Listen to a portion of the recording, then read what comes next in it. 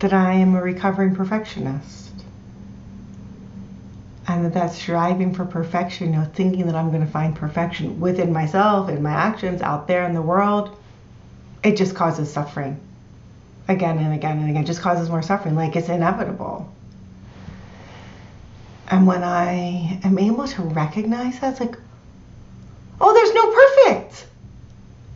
I can't be perfect. You can't be perfect. They can't be perfect. The situation can't be perfect. I touch freedom. I just feel freedom there. No environment is going to be perfect.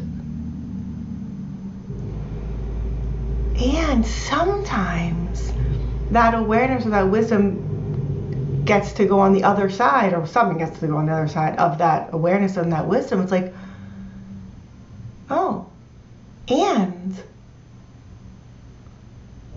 you might think of it as like gratitude emerges for what's actually here and now. Or as Thich Nhat Hanh would say, the non-toothache. And I tend to think of as what doesn't suck. It's like, oh, right, the pluses or the upside or the advantages or the things that I like about the present moment, about my current situation, rise to the surface or become more available to me as I'm interested in seeing that, as I'm interested in recognizing that. And I don't mean to suggest that this wasn't happening in the past, but I only know these last 52, pretty soon 53 years. But 2025, United States of America, and I think globally, there's so many different forms of pressure that say that it could be better, that it's better over there, the grass is greener, if you only did this, if you only had this, if you only buy this, if you only do this, then you'd be happy forever. And it's such a lie. It's just such a lie. And through our practice, we can touch moments of being happy with what we have, being happy with where we are.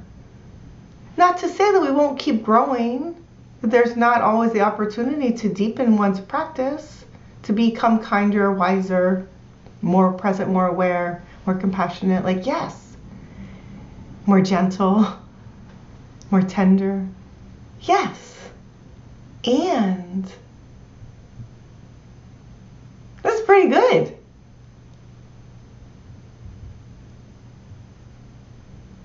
And I just notice that for myself more and more when I have the intention to appreciate what's here.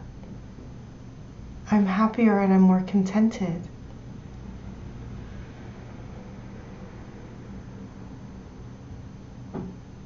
I just really feel like a lot of the suffering of the world would be relieved if more of the inhabitants of the world were taking the time to quote unquote count their blessings, or to notice what's working, or to notice what's pleasant, or to notice what they appreciate, or to take stock of what they have. If we were more content and happier, we wouldn't be pillaging the earth. We wouldn't be enslaving people or creating working conditions that were unjust.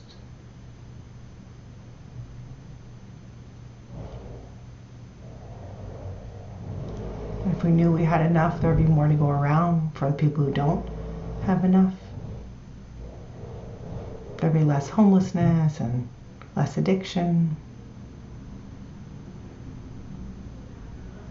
So I think it's worth practicing, noticing what we like. And it can be done in formal ways with gratitude lists or with reflections, or I love the ABCs of gratitude. Just taking the opportunity to think of something we appreciate that begins with A and just going through the alphabet.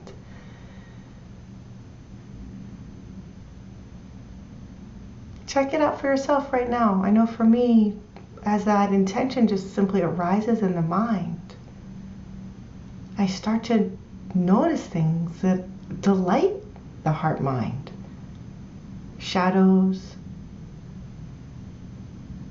reflections. the sensations of my hands,